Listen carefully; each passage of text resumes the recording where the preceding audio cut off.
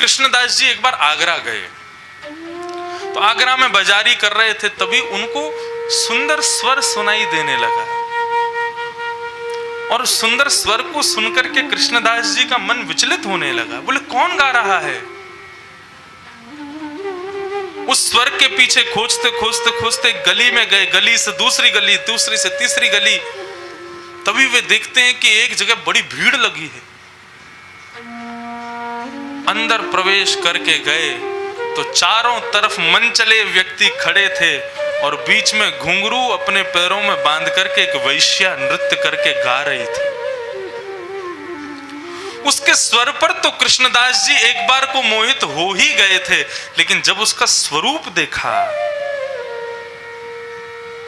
कृष्णदास जी के मन में भाव आया, अरे इतना सुंदर स्वरूप, इतना सुंदर कंठ, इतना सुंदर नृत्य, ये तो मेरे लाल जी को प्रस्तुत होनी चाहिए, ये तो मेरे ठाकुर जी के सामने प्रस्तुत होनी चाहिए। माफ कीजिएगा, किसी के सुंदर रूप को देख करके यदि आप कहते हो कितना सुंदर है, तो वहां पर भी आप एक प्रकार से गलत माने जाओगे। राम राम, इसकी तो दृष्टि खराब है। लेकिन यदि किसी के सौंदर्य पर मोहित हो जाओ और उस पर भी यह भाव रखो कि ये तो हमारे ठाकुर जी को प्रस्तुत होनी चाहिए, तो वह भी एक भक्ति का रूप धारण कर लेगी। कृष्णदास जी ने उस वैश्या के जब नृत्य पूरा हुआ तब उसके पास गए, और गुमान में खड़ी है, पूरा नगर उसको देखने के लिए लालायित रहता है।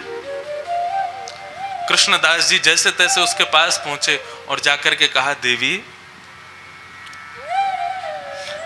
हमारे सेठ जी के सामने नृत्य करोगी?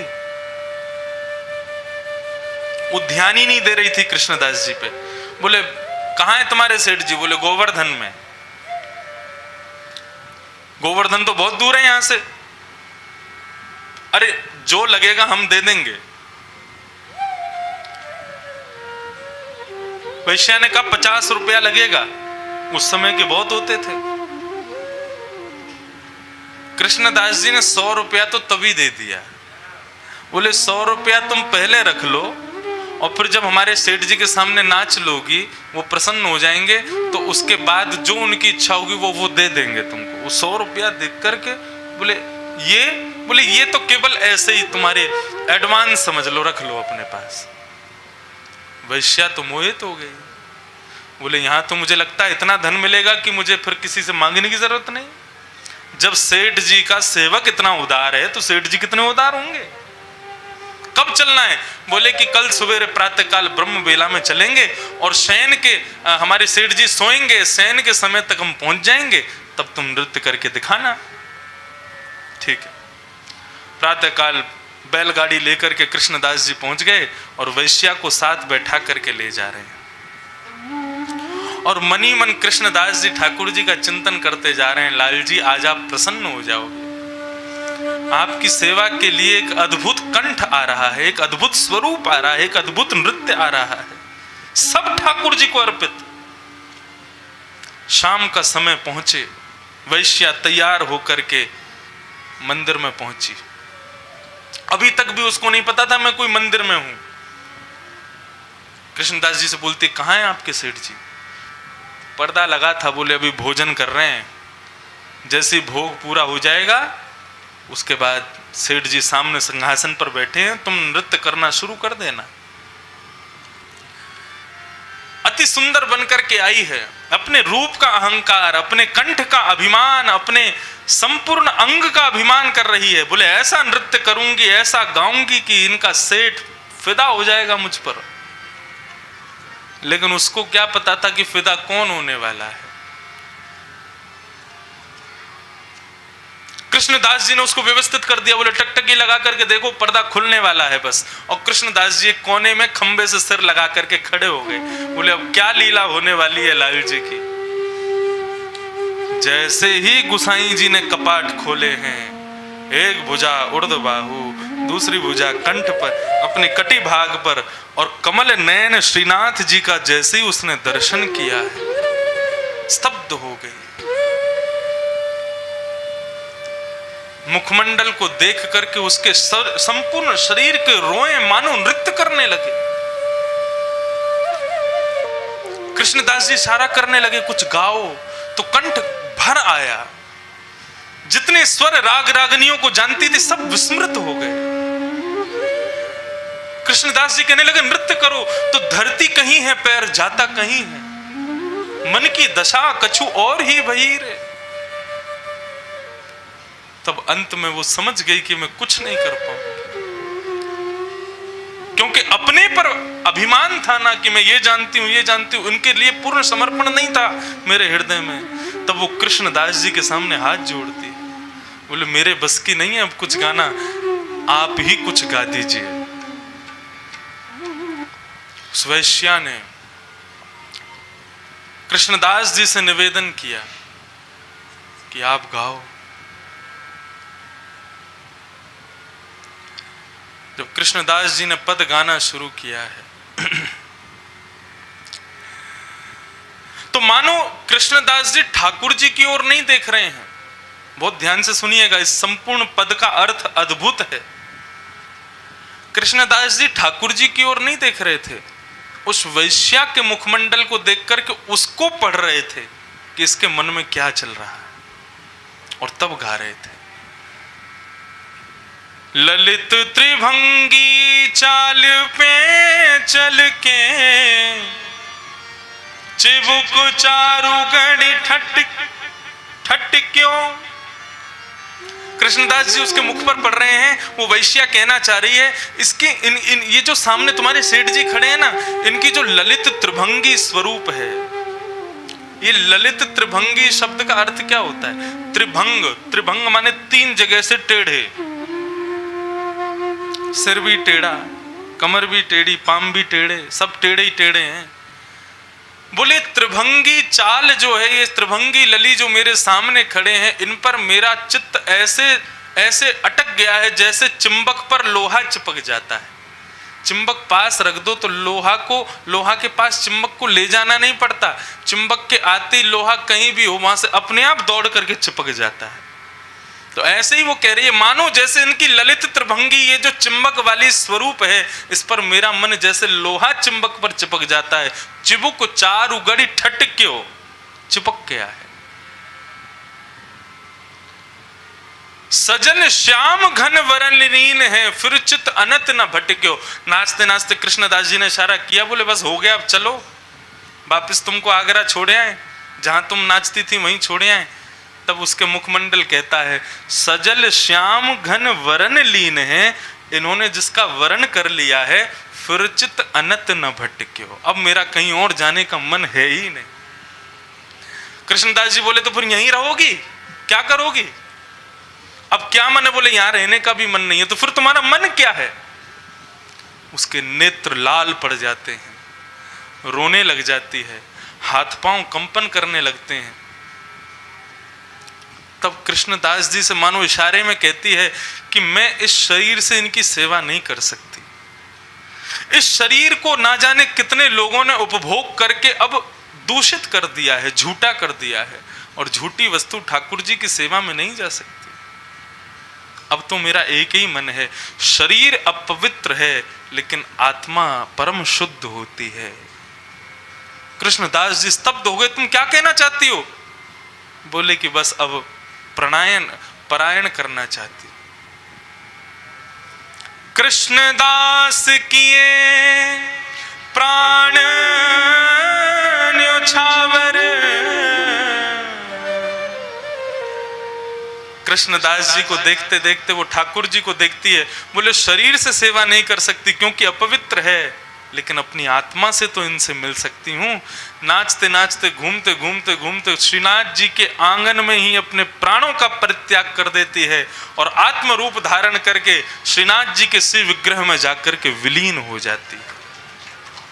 कृष्णदास की प्राण न्योछावर, यह तन, जिस तन को इस संसार के लोगों ने इतना प्रेम किया, यह अब ठाकुर जी की सेवा के योग्य नहीं है। यह तन जग सिर पटक्यो, मेरो मन गिरधर छवि पे अटके। सब देखते रह गए और वैश्या का शरीर वहीं शांत हो गया और ठाकुर जी में जाकर के विलीन हो गए। सोचो, अपने जिस रूप, जिस कंठ, जिस नृत्य की विद्या को आज तक संसार को देती रही, कभी संतुष्ट नहीं हुई वो वैश्या। केवल एक दिन उस विद्या का प्रस्तुतिकरण ठाकुर जी के सामने किया, ठाकुर जी ने अंगीकार कर लिया, सेवा में बुला लिया। और थोड़ी देर में श्रीमद् वल्लभाचार्य जी आदि समस्त वैष्णव जनों को दर्शन हुआ। क्या?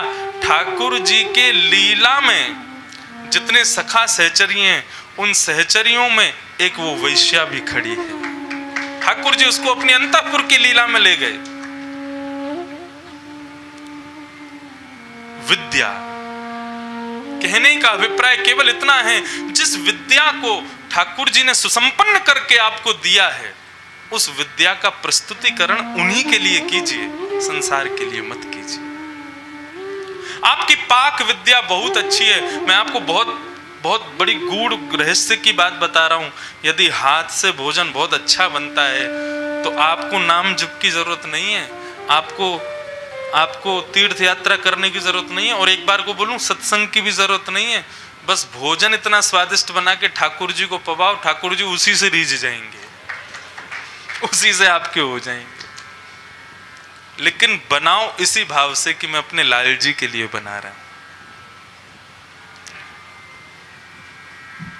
कर्मा बाई को एक दिन एक संत ने कह दिया, कर्मा, ये तू बिना नहाए धोए भोजन मत बनाया कर, और तू ये जो दांतुन करते करते अपने दांतुन से खिचड़ी चलाती है, पागल, ऐसे झूठा भोग लगाती ठाकुर जी को।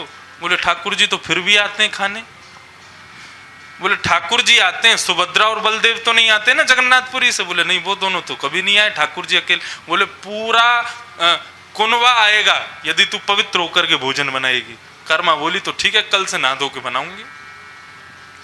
अब तो कर्मा बाई ने पहले ही दांतुन कर ली, पहले ही सब शौच आदि से निवृत्त हो गई, नहा धो के तैयार हो गई। आज कर्मा बाई लेट हो गई भोजन बनाने में, नहा धो के बना रही है। ठाकुर जी मां प्रतीक्षा कर रहे हैं जगन्नाथपुरी में, कर्मा की खिचड़ी की खुशबू आवे तो मैं जाऊं, अभी तक आई नहीं। प्रतीक्षा करते करते करते करते मां जगन्नाथपुरी में घंटे बज गए, मतलब मंदिर खुलने का समय होने वाला था, और जगन्नाथ जी वहां पर उतावले बैठे। आज कर्मा ने बुलाया क्यों नहीं? मंदिर खुलने में थोड़ी देर रह गई थी, इतने में ही कर्मा बाई की खिचड़ी बन गई। महाराज घंटी की आवाज आने लगी, ठाकुर जी दौड़े मंदिर से दौड़ करके देखे तो आज तो कर्मा बाई बड़ी सुंदर बन के, बिल्कुल साड़ी वाड़ी पहन करके, बिल्कुल स्वच्छ होकर के खिचड़ी लेके बैठी थी। ठाकुर जी कर्मा बाई के यहाँ पहुंचे ही थे कि इतने में ही जगन्नाथपुरी में घंटे बजने लगे, मंदिर खुलने की तैयारी होने लगी। ठाकुर जी दो बात करते तो दूर की बात, अब खिचड़ी बनी जल्दी खावे, तो गरम गरम खिचड़ी, हाथ लगाने में भी ठाकुर जी को लग रही थी, लेकिन खिचड़ी खानी है, क्या करूं? तो जलते हुए हाथ से मुंह में भरने लगे अपने में। यहां से मुंह जल गया, यहां से मुंह जल गया, आंखों से अश्रुपात होने लगे, घंटे घड़ियाल बजने लगे, जगन्नाथ मंदिर का मुख्य द्वार खुलने लगा। ठाकुर जी पूरी गरम गरम खिचड़ी मुख में भर करके दौड़े, और जैसे ही जगन्नाथ मंदिर में पहुंचे हैं, नेत्रों से कष्ट के कारण आंसू निकलने लगे। ठाकुर जी के मुंह में घाव हो गए। रात्रि में कर्मा बाई को स्वप्न दिया जगन्नाथ जी, कर्मा आज मैं पूरे दिन कुछ नहीं खा पाया। क्यों? तेरी प्रातः काल की खिचड़ी इतनी गर्म थी कि पूरे मुंह में घाव हो गए। लाल जी मैंने तो आज बड़ी स्वच्छ होकर के बनाया था, नहा धो करके दांतुन आदि सब करके फिर बनाई थी। बोले आज की तेरी खिचड़ी स्वादिष्ट भी नहीं थी और बहुत गर्म थी। कर्मा तू नहाने धोने और उन सब की चिंता मत किया कर, तू जैसे हमेशा बनाती है वैसे बनाया कर, मुझे वही खिचड़ी पसंद है। प्रेम से तुझसे दो बातें करूं, तेरे सामने तुझको निहारूं। अरे खिचड़ी खाने थोड़े आता हूं, मैं तो तुझको देखने आता हूं, तुझसे मिलने आता हूं। तू जैसी व्यवस्था से रोज बनाती है वैसी बनाया कर। ये नहाने धोने में समय व्यर्थ करती है, मैं लेट हो जाता हूं दर्शन देने के लिए। अगले दिन से कर्मा ने फिर से नियम तोड़ दिए, बिना नहाए धोए और दांतुन करती हुई फिर से खिचड़ी बनाने लगी। श्री जगन्नाथ जी आज भी प्रेम से पधारे, कर्मा बाई को देखते हैं और उसके हाथ से खिचड़ी खा रहे हैं। तो मेरी बात को आप अन्यथा मत समझिएगा। मैं अटल सत्य के साथ बोल रहा हूं। आपको नाम जप की आवश्यकता नहीं है, आपको तीर्थ यात्रा की आवश्यकता नहीं है, और कह दूं तो कोई अतिशयोक्ति नहीं, सत्संग से भी वंचित हो जाओ तो हो जाना, लेकिन पाक सेवा यदि आपके हाथ में बहुत अच्छी है तो ठाकुर जी का चिंतन करते हुए सुंदर सुंदर भोजन बनाने लग जाओ। आपकी भोजन शैली से ही प्रसन्न होकर लाल जी आपको मिल जाएंगे। एक ब्रजवासी कह रहा है, एक वक्ता कह रहा है, मेरी बात को आप अन्यथा मत लीजिएगा, मैं सत्य कह रहा हूं, ठाकुर जी मिल जाएंगे। और दूसरा गुण जिस पर भगवान बहुत, दूसरी विद्या जिस पर भगवान बहुत रीझ जाते हैं, वो दूसरी विद्या है गायन की विद्या। यदि कोई व्यक्ति बहुत अच्छा गायक बन जाए, अच्छा एक तो बहुत बड़ी बात है ना, गायक बहुत अच्छे बन जाएं तो अभिमान आ जाता है।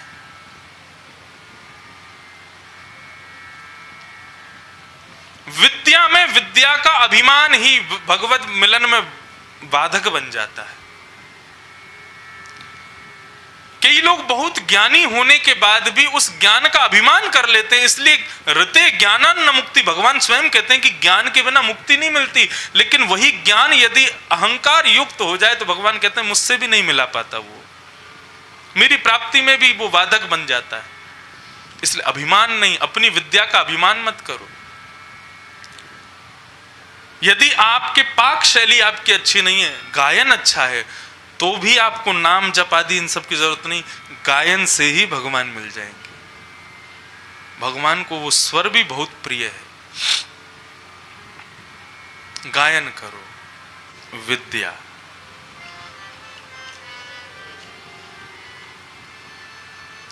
ये धर्म का 7वां लक्षण है। विद्या से अभिप्राय क्या है? विशेष ध्यान को ही विद्या कहते हैं। अपनी मन, बुद्धि, चित्त, अहंकार और शरीर, उसको श्रेष्ठ गति प्रदान करना, उसको श्रेष्ठ स्थान प्रदान करने के लिए जो हम क्रिया का अपने जीवन में प्रवेश कराते हैं, उसको विद्या कहते हैं। विद्या 2 प्रकार की होती है। एक विद्या तो वो है जो कि हम संसार में रहने के लिए मान, प्रतिष्ठा, यश, वैभव, धन अर्जित करने के लिए कमाते हैं, एक वो विद्या है। और एक वो विद्या है, एक विद्या तो वो है जिससे हम शारीरिक सुख प्राप्त करते हैं और शरीर से संबंध रखने वालों को सुख प्रदान करते हैं। और एक विद्या वो है जिससे हम आत्म सुख प्राप्त करते हैं। ये 2 प्रकार की विद्या है, एक शारीरिक सुख के लिए और एक आत्म सुख के लिए।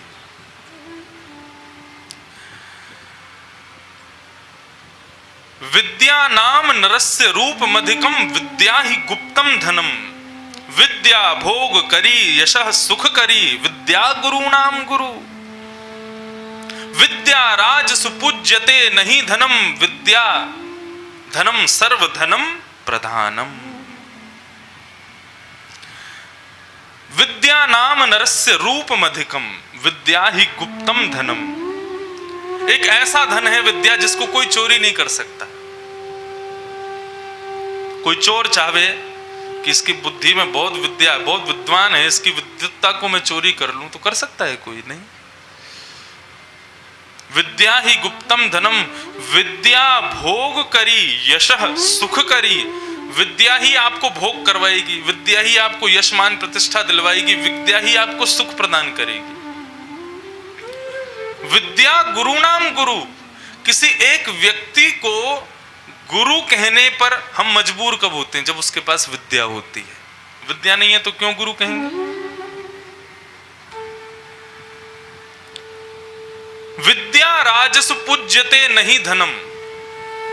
एक राजा के दरबार में एक धनवान आ जाए और एक विद्वान आ जाए, राजा पहले किसको प्रणाम करेगा? विद्वान को प्रणाम करेगा, धनवान को नहीं करेगा। एक राजा के सामने एक रूपवान आ जाए और एक विद्वान आ जाए तो राजा किसको पहले प्रणाम करेगा? विद्वान को करेगा। विद्या ऐसा धन है कि वो जिसके पास है उसके सामने रूपवान हो, धनवान हो, बलवान हो, सब छोटे हैं।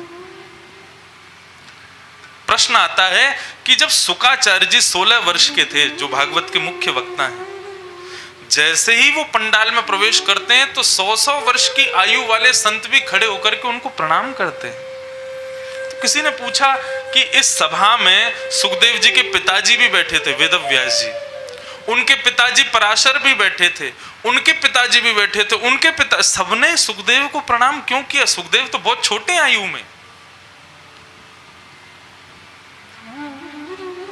तब कहते हैं धन वृद्धा, बल वृद्धा, आयुर्वृद्धास्तथैव च, परंतु ते सर्वे ज्ञान वृद्धश्च किंकरा, शिष्य किंकरा। कोई धन में बड़ा होता है, कोई बल में बड़ा होता है, कोई आयु में बड़ा होता है, लेकिन सबसे बड़ा वो होता है जो ज्ञान में बड़ा होता है, जिसके पास विद्या है।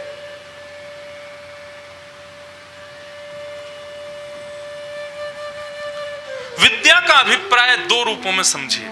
अच्छा, आपको एक बात बताएं, आपके साईं अम्मा के चरणों में, आप सब फुलवारियों में, एक फुलवारी ऐसी है जिनसे हम भी पढ़े हैं, बैठे हैं वहां पर। बचपन में कुछ समय आपसे पढ़ने का मुझे अवसर मिला है। कल जैसे ही आप आए तो एक बार तो मैं सहम गया, मैंने कि इनको तो, हम छोटे छोटे थे तब पढ़ते थे, आप शायद अभी भी पड़ोस में वहीं शीतल छाया में ही रहते हैं, हमारे घर के पीछे ही है, तो वहाँ हमारे रिलेटिव्स रहते थे, सारे बच्चे और हम सब मिलके आपसे पढ़ते थे। अब पूछने मत बैठ जाना पिटाई होती थी कि नहीं। भाई देखो, गुरु बनते हैं तो सब होता है, बस ये व्यासपीठ ही ऐसी जहां से पिटाई नहीं होती, बाकी तो सब जगह होती है। तो गुरुनाम गुरु,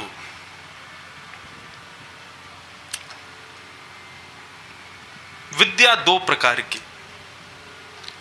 एक विद्या तो वो होती है जिसको आप जन्म लेने के बाद में अर्जित करते हो, और बंधुओं एक विद्या भगवान आपको जन्म से देके भेजते हैं।